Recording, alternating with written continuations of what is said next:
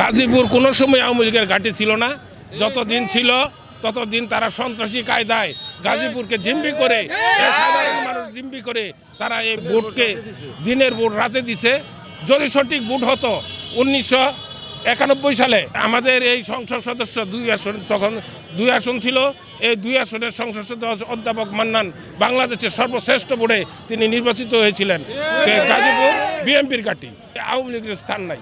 যারা সদস্য ফর্ম নবায়ন করবেন স্বৈরাচার এবং যারা আওয়ামী লীগ ফ্যাসিস্ট তাদের বাদ দিয়ে সাধারণ যারা আছে জনগণ তাদের নিয়ে আমরা এই দল গঠন করব এবং দলকে সসংগঠিত করব।